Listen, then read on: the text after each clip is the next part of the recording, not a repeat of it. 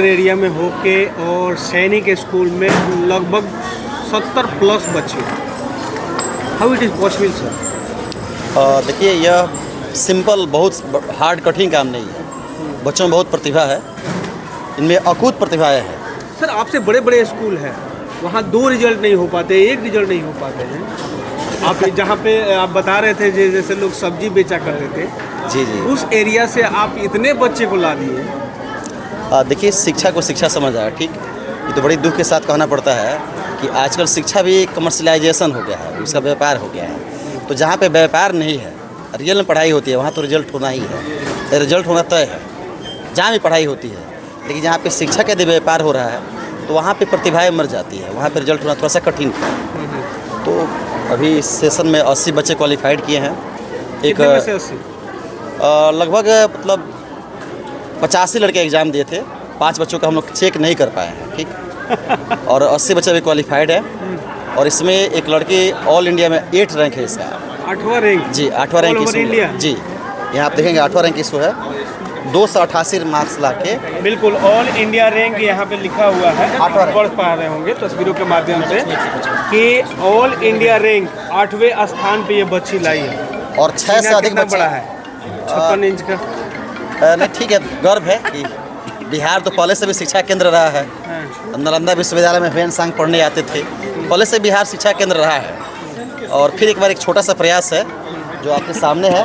ये जो नन्हे मुन्ने बच्चे हैं सब सैनिक में क्वालिफाइड हैं और इसमें मैक्सिमम 50 से अधिक बच्चे। तो इन बच्चों का एडमिशन तय है और एडमिशन करके देश के विकास में अपना योगदान सुनिश्चित करेंगे। लेफ्टिनेंट बनेंगे, कोई अफसर बनेगा सेना में, कोई भी बता रही है डॉक्टर बनेगी। तो ये एक छोटा सा प्रयास है। सर अपने के एक लड़का था एक जो कि हिंदी समझने में मुझे लग रहा था हिंदी नहीं समझ पा रहा था, सिर्फ अंग्रेजी में बात कर रहा था, यूसुरू की बात कर रहा था जी। एक्चुअल में क्या था उस लड़के? वो मेरे यहाँ के विद्यार्थी रहा है और यहीं से फिर सैनिक स्कूल में उसका सिलेक्शन वजह से इन लोग का हो रहा है। जी जी, इसी माध्यम से एंट्रेंस एग्जाम दे के और उसका सिलेक्शन हुआ सैनिक स्कूल गोपालगंज में। और फिर वहाँ सिलेक्शन होने के बाद से वहाँ से अच्छी पढ़ाई किया और आज ईश्वर में उसका हुआ है।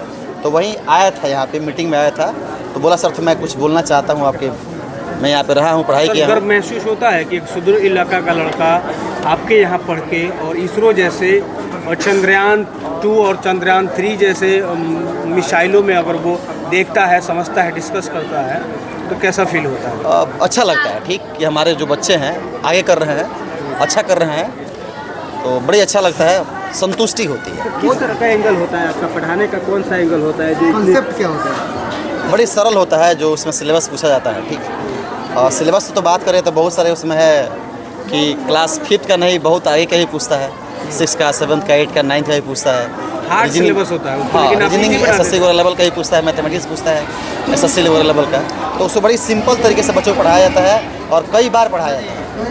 जितना बार वो समझना चाहता है उतना बार समझता है। सर जब तक 100 में 100 न कर ले, मतलब फुल मार्क्स कर ले, तब तक समझाया जाता है। सर गार्जियन को तलाश है अच्छे स्कूलों का जी। ये दूर इतना स्कूल है और व्यूअर्स काफ़ी दूर दूर के लोग हैं, तो कैसे अपने बच्चों का आपके स्कूल में वो लोग नामांकन करा सकते हैं? क्या प्रोसेस है? देखिए, मेरे यहाँ ही नहीं, कहीं भी जाए तो पहले आप फैकल्टी चेक करें, देखे क्या रिजल्ट है उनका, क्या अचीवमेंट है, कैसे हम एडमिशन लें। चूँकि हमारे सबसे प्रिय हमारे बच्चे होते हैं, ऐसा नहीं है कि हम उसको कहीं भी ले जाकर डाल दें।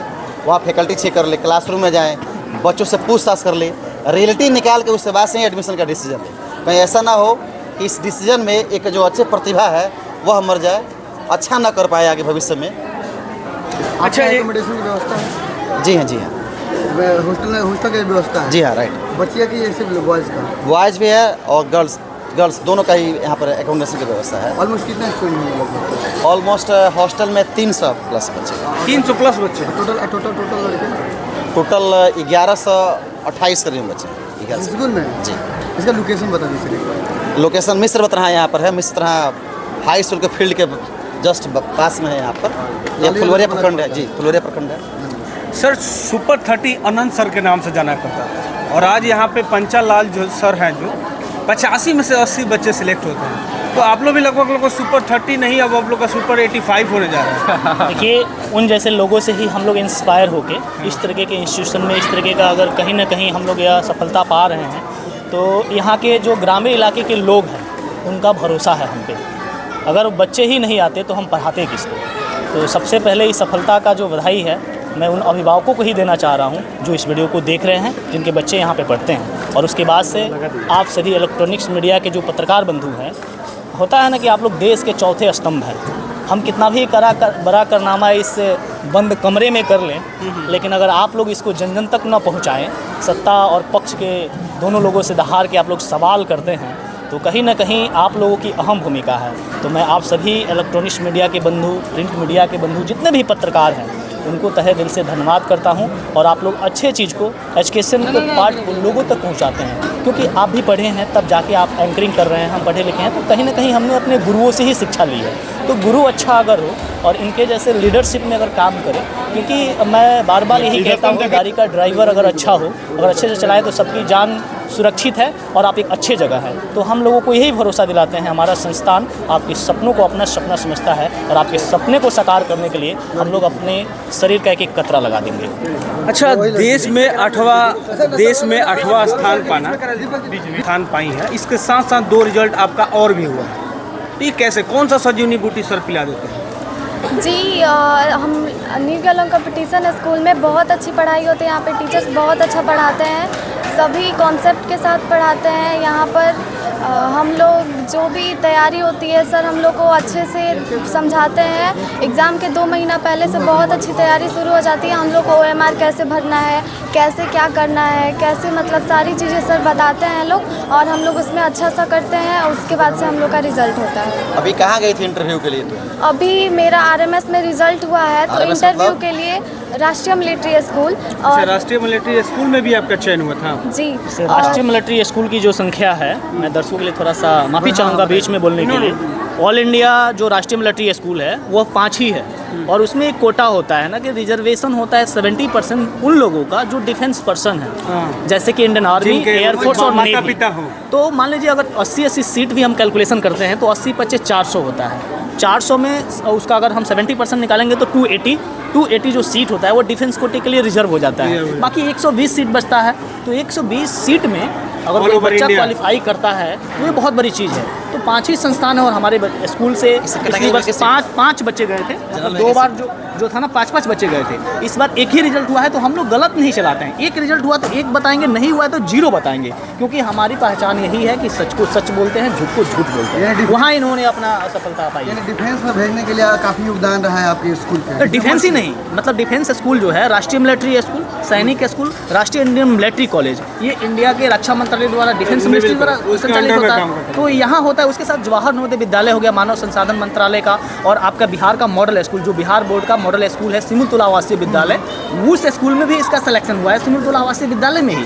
तो मेन मैं वही कह रहा था, जमुई में।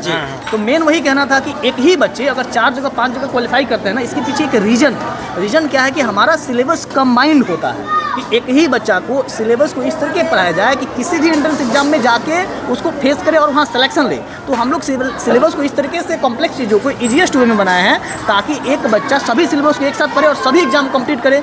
जब ये कंप्लीट 5 जगह 4 जगह करेगी तो इसके पास मौका होगा बेस्ट से बेस्ट स्कूल चुनने का। अब इसकी स्वेच्छा 4 जगह रिजल्ट जहाँ मन करे वहाँ जाए। कितना देर पढ़ती थी?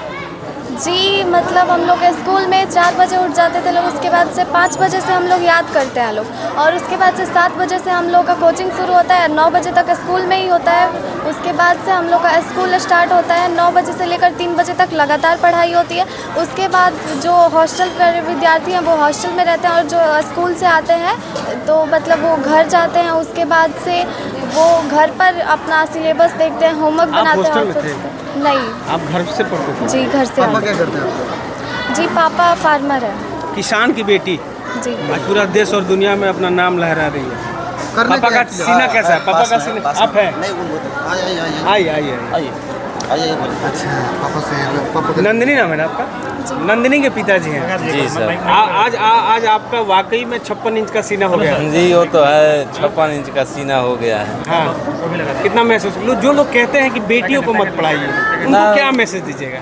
मैं तो मैसेज देना चाहता हूँ कि बेटियों और बेटों में कोई ज़्यादा फर्क नहीं है, कोई फर्क नहीं है।